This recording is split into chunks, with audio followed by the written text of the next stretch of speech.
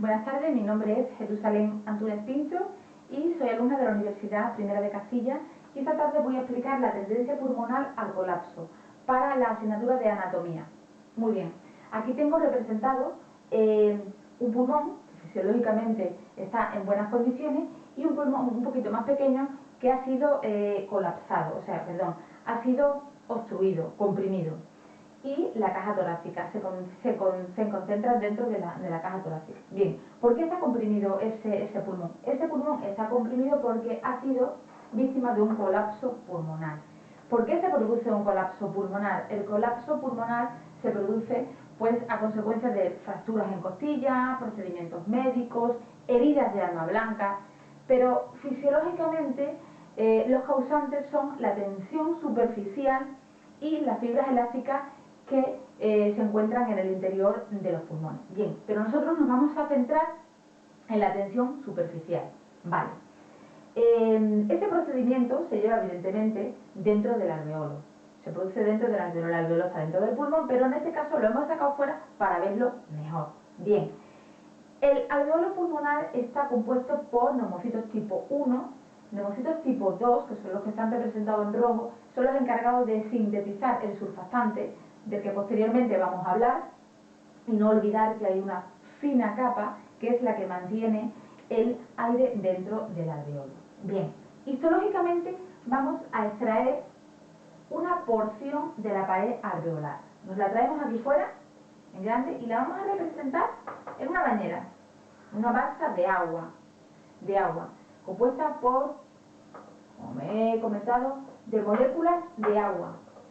Moléculas de agua que electroestáticamente tienen carga positiva y negativa. Positiva, negativa, positiva, negativa, negativa, positiva, positiva, negativa. Bien, al tener esa carga electromagnética, lo que tienden es a juntarse. Tienden a juntarse las unas con las otras, en todas las direcciones. ¿Veis? En todas las direcciones. Pero claro, hay algunas que tienen afinidad por irse hacia el inferior de la balsa. Generan mucha más fuerza y se van al inferior de la balsa. Y sí, lo consiguen, se van al inferior de la balsa. Esas moléculas que consiguen caerse al inferior de la balsa se dicen que tienen baja afinidad. Es como si estuvieran enfadadas con el resto de las moléculas y se vienen al inferior de la balsa.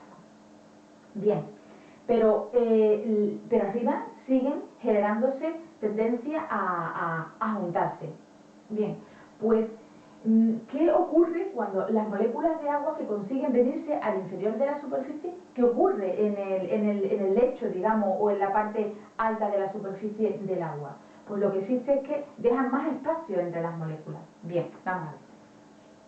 Si esta molécula de agua se viene y se cae abajo, y esta se viene y se cae abajo, lo que hay es más distancia entre esta molécula y esta molécula de agua. ¿Y qué quiere decir? ¿Que esas moléculas de agua ya no se pueden juntar? Sí, sí se juntan, claro. Pero para ello, ¿qué necesitan? Necesitan mucha más fuerza. Necesitan mucha más fuerza para juntarse. Y se juntan. Al juntarse, es decir, al juntarse y haber menos moléculas de agua en la superficie del agua, ¿qué es lo que ocurre? Que ha disminuido la superficie. Ha disminuido la superficie del agua. En conclusión, al haber menos moléculas de agua en la superficie, puesto que se han venido hacia el inferior de la balsa, se han juntado las moléculas de agua y ha disminuido la superficie. Bien, transportado al alveolo, ¿qué quiere decir? Pues quiere decir que se ha producido el colapso pulmonar. ¿El colapso pulmonar? ¿Y cómo se ha producido el colapso pulmonar? Pues bien, si he comentado que las moléculas de agua, al quedarse menos, más distanciadas, se han juntado, han generado más presión y ha disminuido la superficie, eso hemos dicho que sucede aquí dentro. Al disminuir la superficie, disminuye la superficie de todo el alveolo, lo que genera una mayor presión de aire dentro del alveolo, que está dentro del pulmón, que sale fuera a la caja torácica. Y ese es el colapso pulmonar. el aire que he comentado antes, que se pierde por el pinchazo del globo y se queda en la caja torácica. Bien, ¿eso qué es lo que quiere decir? Que no hay ningún mecanismo, ni existe algo que mantenga en equilibrio ese torrente de fuerzas que se generan ahí dentro de las moléculas. Sí, claro, evidentemente. Y entonces cuando entra en acción el surfactante, el que hemos comentado antes, que es sintetizado por los neumocitos tipo 1. Bien, el neumocito tipo 1, como hemos comentado, forma un surfactante. Y el surfactante, para que no se nos olvide, lo vamos a representar en forma de pato, de patito. Muy bien, el surfactante está compuesto, el 90% del surfactante está compuesto por lípidos y tan solamente el 10% está compuesto de proteínas. Esa carga lipídica es lo que mantiene al patito flotando encima de la balsa. Como veis, y como todo pato, tiene unas aletitas. Esas aletitas tienen un componente hidrófobo, que repelen el agua, y un componente hidrófilo que atraen el agua. Entonces, ese componente hidrófilo-hidrófobo es lo que genera ese aleteo del patito, para que no se nos olvide de nuevo. Intenta de aletear para que no se caiga al interior de la balsa, como el resto de las moléculas.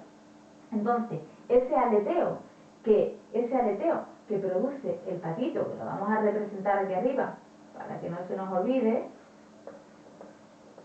ese aleteo que produce el patito